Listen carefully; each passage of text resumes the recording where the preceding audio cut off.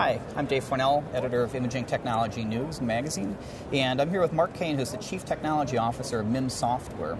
And MIM recently had an FDA approval for some of their software to be used on the iPad and iPhones. That is diagnostic quality, so you could actually do a diagnosis off of your iPad. Mark, could you do a quick demonstration for us? Sure. Mobile MIM runs on the iPad and on the iPhone natively, so there's a version for each.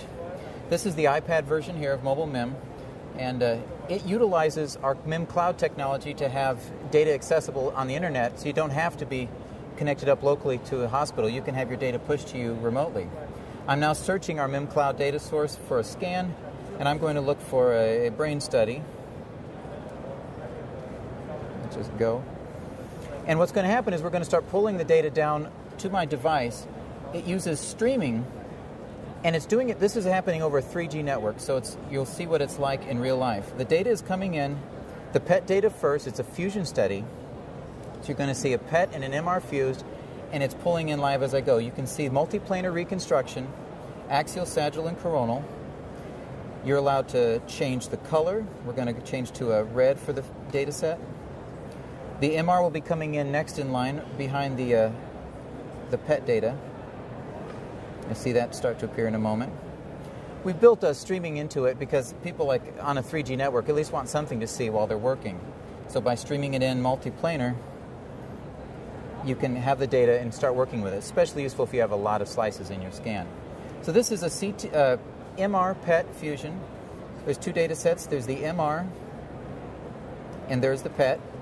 When you touch along the right edge, you can scroll through the slices. This is multiplanar reconstruction. You can see all the views. And it's almost completely downloaded by now, and I'm already using the data without having to wait for the complete download. The last of it's appearing here.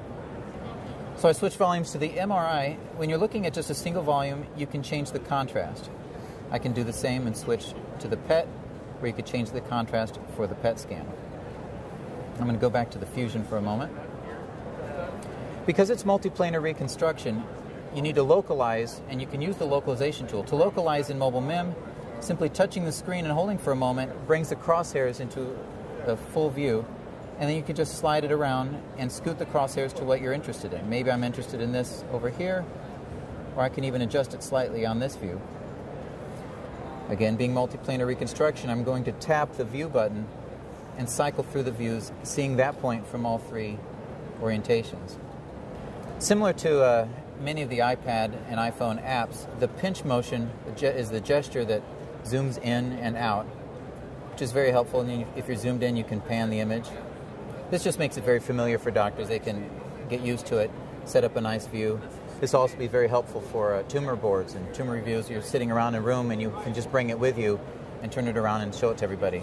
As you know, the iPad 2 plugs in natively to HDMI, and you can just run it up onto a screen. It will mirror what you see. So if you think of a tumor board, somebody comes to tumor board with a case in hand, they could just put it up on the screen and share it with the entire group. All right, we have several layout options. It's meant to be very simple, very basic, as what you would need for a portable device.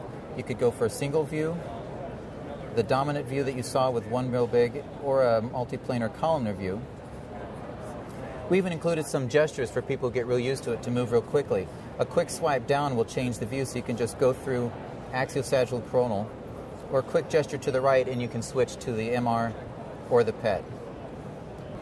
All the patient information is accessible so that you can read about the study and the parameters of the study. Some of the tools that are helpful, because this is a diagnostic tool in the absence of a workstation. You have measurements. I'll do a couple measurements. You just position a pin and position the second pin, and it creates a measurement line. You can create any number of these measurements, and you can interact with them through a menu on the side, show and hide or delete. Another measurement tool that's very important is the SUV tool, especially when you're dealing with nuclear scans or PET scans. The SUV tool is a three-dimensional sphere. You can position it. You can even position it on multiple planes, and you can size it by pinching it. And the statistics just appear up in the information right up here. We also have the tools that were very important for the FDA. There's a lighting tool. This is the tool that brings up a square that is very dim on a black background, and if you can't see that square, you know you're in a lighting situation that is not appropriate for diagnostic use. And the other tool that is useful is the calibration tool, and this is because every device is slightly different. We used an interface where you tap on the circles to try to balance the equivalent brightness of each circle, so they're all contrasted about the same, and the result is that you get a very well-balanced contrast response on your grayscale images.